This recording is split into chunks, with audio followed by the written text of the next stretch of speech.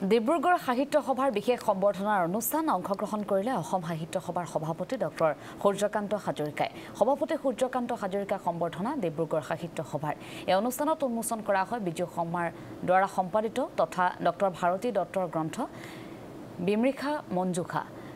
দিলীপ দত্তৰ কাব্যগ্ৰন্থ ৰজনীগন্ধাও উন্মোচন কৰা হয় এই অনুষ্ঠানত। এই অনুষ্ঠানত অংশগ্ৰহণ কৰে ND24 মুখ্য পৰিচালন সঞ্চালক কিশোৰ বৰাৰ লগতে প্ৰয়াত পিতৃ থানেশ্বৰ বৰাই আগবঢ়োৱা অৱদানৰ কথাও স্মৰণ কৰিলে ভাষণৰ প্ৰসংগত কিশোৰ বৰাই।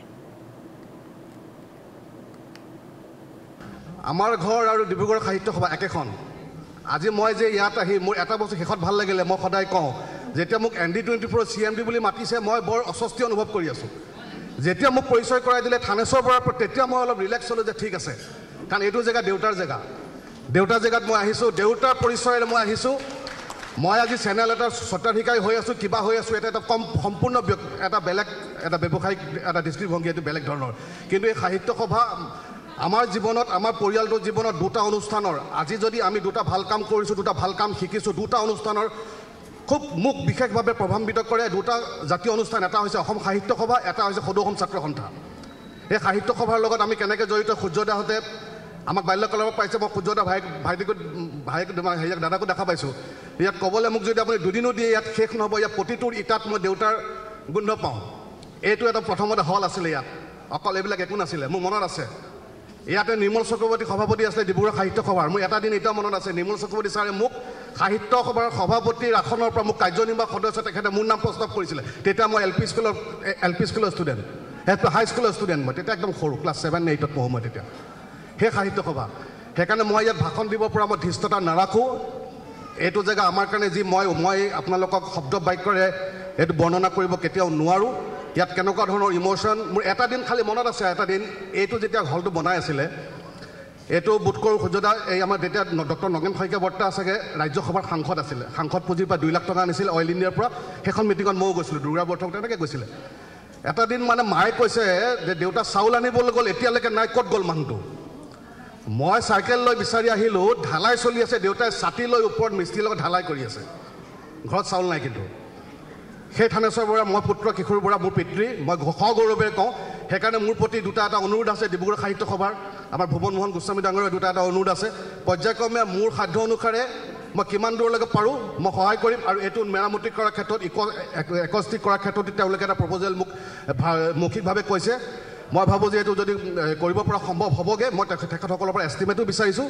মই ডেফিনেটলি মই মোৰ ফালৰ পৰা মই কৰাৰ চেষ্টা কৰিম। আপোনালোকে আশীৰ্বাদ কৰিব যাতে অনাগত দিনত, আৰু মোৰ চেনেলটোক আপোনালোকে আশীৰ্বাদ কৰিব। ডিব্ৰুগড়ৰ একমাত্ৰ আমাৰ ছেটেলাইট চেনেল, ময়ে প্ৰথম চাগে ব্যক্তি, অকল ডিব্ৰুগড়ে নহয়, এইটো মই উজনি নামনি কৰা নাই, উজনি অসমৰ ফালৰ পৰা চাগে এইটো ND24 প্ৰথম চেনেল, ছেটেলাইট চেনেল যোনে মই সাহস কৰিছে। আৰু ক'ভিড পেণ্ডামিকৰ সময়ত আমি সাহস কৰিছোঁ। আপোনালোকে আশীৰ্বাদ দিব। মই বিশেষ একো ক'ব লগা নাই। পুনৰ কওঁ, এইখন মঞ্চত ভাষণ দিয়াৰ ধৃষ্টতা মোৰ নাই। ধন্যবাদ। জয় অসম। হয়, আজি ডিব্ৰুগড় সাহিত্য সভাৰ সম্বৰ্ধনা, বিশেষ সম্বৰ্ধনা আৰু গ্ৰন্থ উন্মোচনী অনুষ্ঠান আছিল। যিহেতু ডিব্ৰুগড় সাহিত্য সভাই লেখক লেখিকাসকলক উৎসাহিত কৰি থকাৰ কাৰণে, সাহিত্য সংস্কৃতিৰ ক্ষেত্ৰত আগবাঢ়ি যাবৰ কাৰণে বিভিন্ন সময়ত বিভিন্ন ধৰণৰ পদক্ষেপ গ্ৰহণ কৰি আহিছে। আৰু আমি লেখকসকলৰ আমি গ্ৰন্থ বিভিন্ন সময়ত প্ৰকাশ কৰি আহিছোঁ। ডিব্ৰুগড় সাহিত্য সভাই শেহতীয়াকৈ প্ৰকাশ কৰি উলিওৱা প্ৰায় 400 পৃষ্ঠাৰ এখন গ্ৰন্থ, ডক্টৰ ভাৰতী দত্ত ডাঙৰীয়ানীৰ গ্ৰন্থ বিমৃখা মঞ্জুষা, আৰু এই গ্ৰন্থখন আমি প্ৰকাশ কৰিছিলোঁ। আৰু আজি অসম সাহিত্য সভাৰ প্ৰথিতযশা সাহিত্যিক নগেন শইকীয়া ছাৰে উন্মোচন কৰা কথা আছিল যদিও শাৰীৰিক অসুস্থতাৰ হেতু অসম সাহিত্য সভাৰ শ্ৰদ্ধাৰ সভাপতি সূৰ্যকান্ত হাজৰিকা ডাঙৰীয়াই উন্মোচন কৰিলে।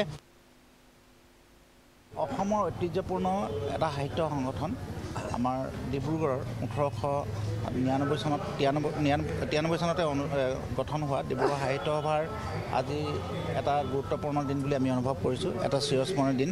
আমি আজি আমাৰ এই সাহিত্য সভাৰ প্ৰায় এসময়ত সাধাৰণ সদস্যৰ পৰা সহকাৰী সম্পাদক আৰু পৰৱৰ্তী সময়ত তেখেতে অসম সাহিত্য সভাৰ সভাপতিৰ দৰে গুৰুত্বপূৰ্ণ দায়িত্ব গ্ৰহণ কৰি আমাক গৌৰৱান্বিত কৰা ডক্টৰ সূৰ্যকান্ত হাজৰিকাদেৱক আমি সম্বৰ্ধনা জনোৱাৰ উদ্দেশ্যে আমি আজি সভাখন অনুষ্ঠিত কৰোঁ। আৰু দুখন গ্ৰন্থ, এখন ডক্টৰ ভাৰতী দত্তৰ আৰু এখন দিলীপ দত্তৰ, দুখন গ্ৰন্থ আমি উন্মোচনৰ ব্যৱস্থা কৰি দিওঁ। ভাৰতী দত্তৰ পৰিণত গ্ৰন্থখন